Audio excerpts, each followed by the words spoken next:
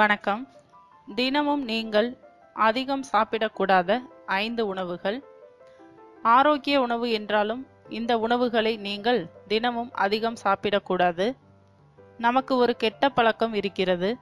இன்று ஆரோக்கியம் அல்லது நல்லது என்று தெரிந்தால் உடனே ஆடை கிலோ கணக்கில் அல்லது லிட்டர் கணக்கிலோ உடலில் ஏற்ற ஆரம்பித்து விடுவோம்.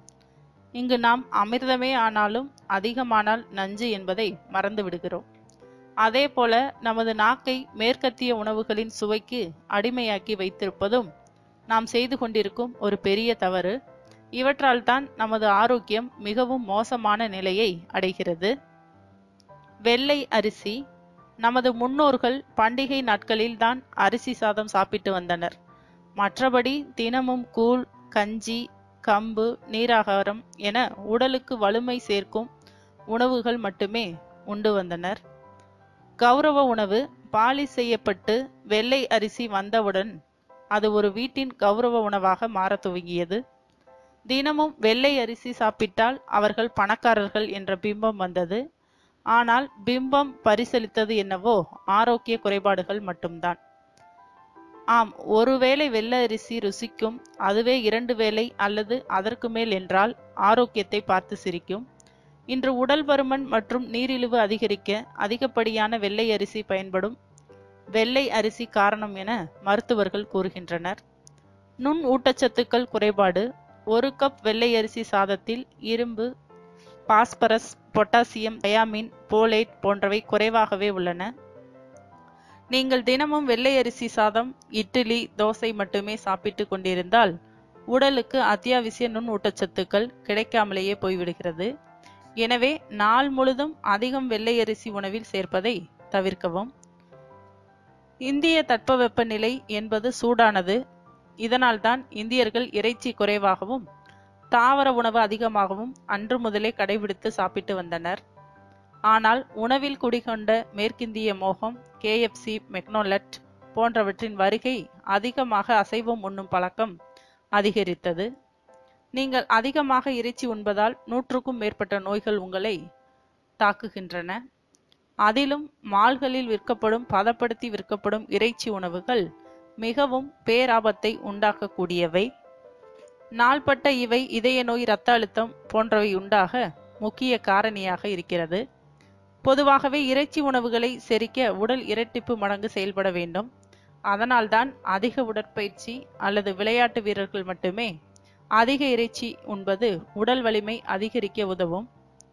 மேலும் செரிக்காத இறைச்சி உணவுகள் உடலுக்குள் நச்சுக்களாக மாறி நோய் எதிர்ப்பு மண்டலத்தில் தாக்கத்தை உண்டாக்கி நோய் எதிர்ப்பு சக்திகளில் பாதிப்பு ஏற்படுத்துகிறது.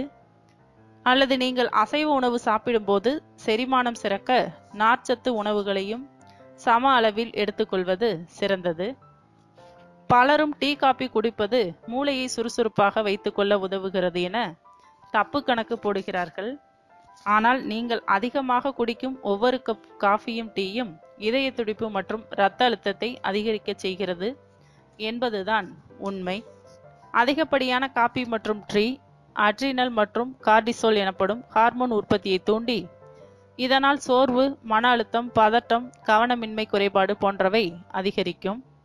மேலும் அதிகமான காஃபின் உடலில் கலக்கும் போது அது கால்சியத்தை அளித்து எலும்புகளின் ஆரோக்கியத்தை சிதைக்க செய்கிறது மற்றும் ஆஸ்டியோபரோசிஸ் எனும் எலும்பு நோய் உண்டாகவும் இது காரணியாக இருக்கிறது. அதே போல அதிகமான பால் உணவுகள் உட்கொள்ளும் போது உடலில் சளி, இருமல், சுவாச கோளாறுகள் உண்டாக வாய்ப்புகள் உண்டு. முக்கியமாக இரவு நேரத்தில் அதிக காபி, டீ தவிர்ப்பது சிறந்தது. வெள்ளை சர்க்கரை. இருப்பதிலேயே மிகவும் மோசமானது வெள்ளை சர்க்கரை. உங்களுக்கு தெரியுமா, நீரிழிவு நோயாளிகள் கூட கரும்பு சர்க்கரை சாப்பிடலாம், எந்த விதமான பாதிப்பும் ஏற்படாது. ஆனால் வெள்ளை சர்க்கரை ஆளையே கொன்றுவிடும். இதை அறிந்ததும் வெள்ளை என்ற ஒரே காரணத்தினால் நாம் அதை தினமும் உபயோகப்படுத்தி வருகிறோம். சளி, காய்ச்சல் போல இன்று நீரிழிவு நோய் எல்லா வீடுகளிலும் காணப்படுவதற்கு உடல் பருமன் ஏகபோகமாக அதிகரித்து இருப்பதற்கும் முக்கிய காரணமே இந்த வெள்ளை சர்க்கரை தான். உடல் பருமன் மட்டுமின்றி பல் வலி, பல் சொத்தை, இதய நோய்கள், இரத்த அழுத்தம் போன்றவற்றை உண்டாக்க இந்த வெள்ளை சர்க்கரை முதன்மை காரணமாக திகழ்கிறது.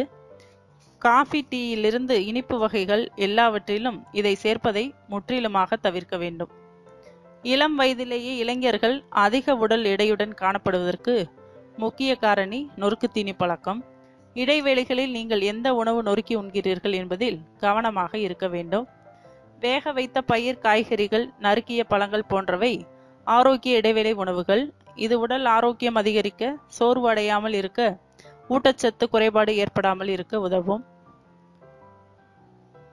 முக்கியமாக பாக்கெட்களில் அடைத்து விற்கப்படும் நொறுக்கு தீனிகளில் இருக்கும் ரசாயன கலப்புகளும் எண்ணெயில் வறுத்த உணவுகள் உங்கள் ஆரோக்கியத்தை அளிக்கும் கரையான்கள் என்பதை மறந்துவிட வேண்டாம். இதை தினமும் அதிகமாக உட்கொள்ளவும் வேண்டாம். மேலும் விவரங்களுக்கு சேனலை சப்ஸ்கிரைப் செய்யவும். நன்றி.